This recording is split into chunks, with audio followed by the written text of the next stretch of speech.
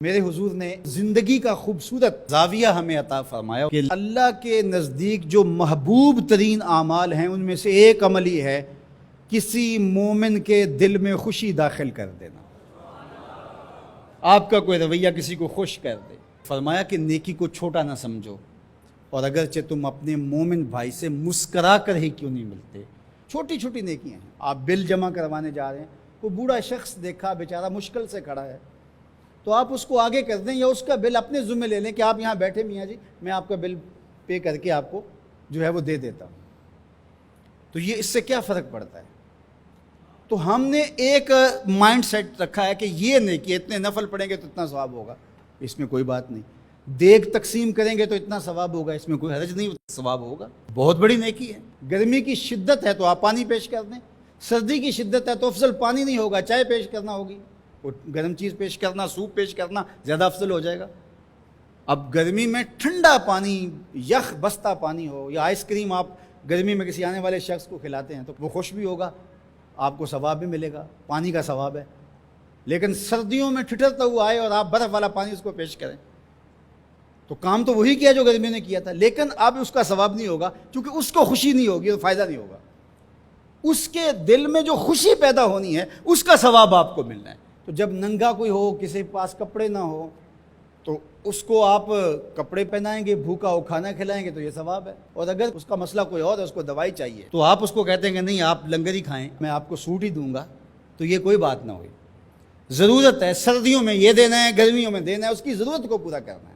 آج کل آپ گزر رہے ہیں ایک پلاٹ کے اندر، آپ نے دیکھا کہ اوجڑیاں پڑی ہوئی ہیں، انتڑیاں پڑی ہوئی ہیں، تعفن پھیل رہا ہے اور لوگ پریشان ہو رہے ہیں، ہمسائے بھی پریشان ہو رہے ہیں۔ ان کے ہاں شعور کی کمی ہے، یا ان کے پاس رقم نہیں ہے، یا کسی وجہ سے وہ اٹھانے سے قاصر ہیں کہ وہ اٹھائے ایک دوسرے پر ڈال رہے ہیں۔ تو آپ نے وہاں کھڑے ہو کر کوسنے دیے، محلے والوں کو برا کہا، ایک تو آپ کا یہ کام تھا، یہ آپ نے کیا اور یہ سارے کر رہے ہیں۔ لیکن اگر آپ نے وہاں کسی ٹرالی والے کو روکا اور کہا کہ یہ اٹھاؤ، کتنے پیسے لوگے؟ اس نے کہا میں 2000 روپے لوں گا، تو آپ نے 2000 جیب سے نکال کر اس کو دیا اور کہا کہ یہ اٹھا کے کہیں پھینک دو، میں آدھے گھنٹے کے بعد دیکھ لیتا ہوں۔ تو وہ اٹھا کے کہیں پھینک آیا، آپ نے چاولوں کی دیگ پکا کر بانٹی نہیں ہے، آپ سمجھیں شاید وہی نیکی ہے۔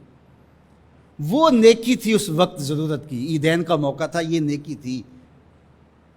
تو یہ چھوٹے چھوٹے بظاہر کام ہوتے ہیں جس سے لوگوں کو فائدہ ہو، اللہ کی مخلوق کو فائدہ پہنچے، لوگوں کو راحت پہنچے۔ میرا ایک ملنے والا دوست ہے، تو وہ ٹرین پہ جا رہا تھا، پشاوری چپل اس نے پہنی ہوئی تھی، تو وہ دروازے میں کھڑا تھا، تو اچانک وہ ڈھیلی ہوئی تو اس کی چپل گر گئی، تو اس نے جلدی جلدی دوسرا جوتا اتار کر کے پھینک دیا۔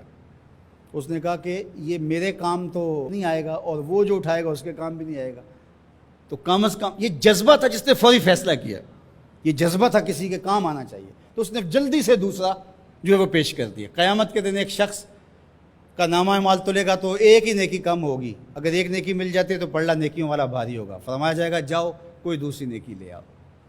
اب جس سے مانگے گا وہ کہے گا میں کیوں دوں، میں تو خود پھنسا ہوا ہوں۔